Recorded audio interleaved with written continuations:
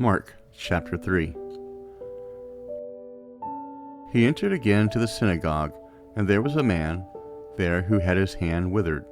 They watched him, whether he would heal on the Sabbath day, that they might accuse him. He said to the man who had his hand withered, "Stand up." He said to them, "Is it lawful on the Sabbath day to do good or to do harm, to save a life or to kill?" But they were silent. When he had looked around at them with anger, being grieved at the hardening of their hearts, he said to the man, "Stretch out your hand." He stretched it out, and his hand was restored as healthy as the other.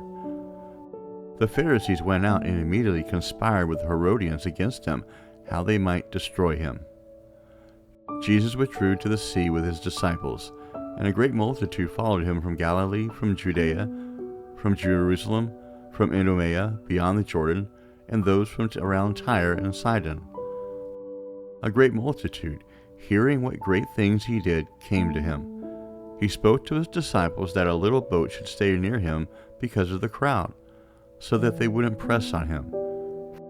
For he had healed many, so that as many as had diseases pressed on him that they might touch him. The unclean spirits, whenever they saw him, fell down before him and cried, "You are the Son of God." He sternly warned them that they should not make him known.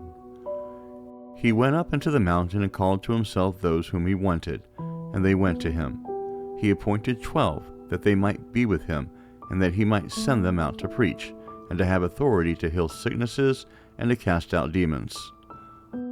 Simon, to whom he gave the name Peter, James the son of Zebedee, and John the brother of James, whom he called Boanerges, which means sons of thunder, Andrew, Philip, Bartholomew, Matthew, Thomas, James the son of Alphaeus, Thaddeus, Simon the Zealot, and Judas Iscariot, who also betrayed him.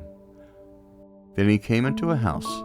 The multitude came together again, so that they could not so much as eat bread.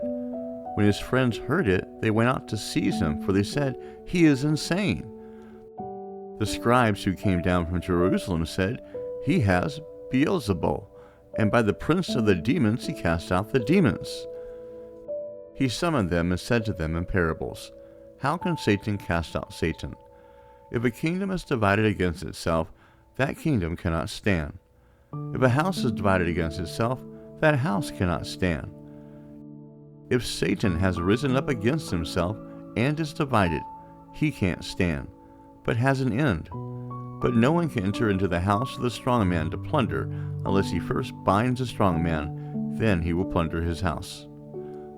Most certainly I tell you, all sins of the descendants of man will be forgiven, including their blasphemies with which they may blaspheme. But whoever may blaspheme against the Holy Spirit never has forgiveness, but is subject to eternal condemnation, because they said he has an unclean spirit. His mother and his brothers came, and standing outside they sent to him, calling him. A multitude was sitting around him, and they told him, "Behold, your mother, your brothers, and your sisters are outside looking for you." He answered them, "Who are my mother and my brothers?" Looking around at those who sat around him, he said, "Behold, my mother and my brothers. For whoever does the will of God is my brother, my sister, and mother."